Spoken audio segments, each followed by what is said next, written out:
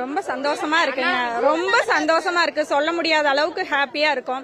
மதுரை மாநாட்டுக்கு போயிருந்தோம், சரியா அண்ணனை பார்க்க முடியாதனால இங்க திருப்பூர் மாவட்டத்துக்கும் இதுக்கும் 10 கிலோமீட்டர் டிஃபரன்ஸுங்கிறதுனால அண்ணனை வந்து பார்த்துட்டு போலான்ட்டு வந்திருக்கோம். கரூர் பேசாதீங்க. கரூர் நடந்த சதி.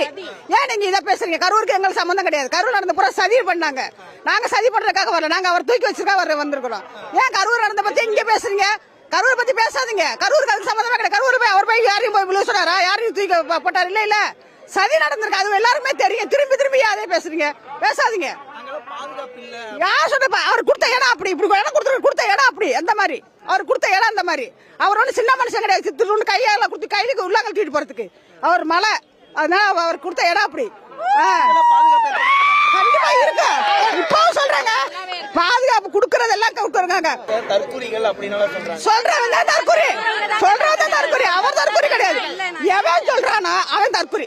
அவரை பத்தி எவன் கேவலமா பேசுறான் அவன் கேவலமான. இந்த தற்குறிகள் தான் போன எலெக்ஷன்ல ஓட்டு போட்டிருக்காங்க. இந்த தற்குறிகள் தான் போன எலெக்ஷன்ல நாங்க எல்லாத்துக்கும் ஓட்டு போட்டோம் இல்லையா? இந்த எலெக்ஷன்ல மாற்றம் வரணும்.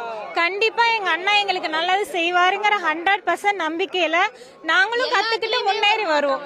நாங்களும் கத்துக்கிறோம். இப்ப எல்லாரும் அரசியல்ல வரும்போது தெரிஞ்சுக்கிட்டே யாரும் வரதில்லைங்க. வந்துதான் பழகுனாங்க, கத்துக்கிட்டாங்க.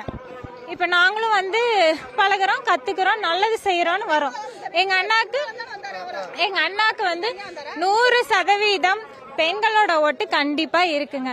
பெண்கள் 100% எங்க அண்ணாக்கு தான்.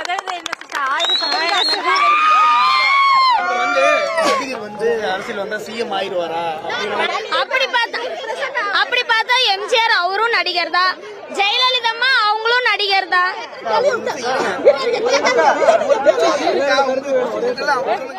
எம்ஜிஆர் பார்த்தா அவங்களும் நடிகர் தான். ஜெயலலிதா அவங்களும் நடிகர் தான். இப்ப இவங்க வம்சாவளியும் நடிகர் தான். இருந்துட்டு போட்டுங்களே. அண்ணா வந்து இவ்வளவு நாள் நடிகரா இருந்தாங்க. இப்ப வந்து அவங்க ஆட்சியில நின்று ஜெயிக்கட்டும். அவங்களோட ஆட்சியை நம்ம பாக்கல. கண்டிப்பா அவங்க நல்லதுதான் செய்வாங்க. ரசிகர் கூட்டம் இதெல்லாம் ஓட்டா மாறுமான்னு கேக்குறாங்கல்ல.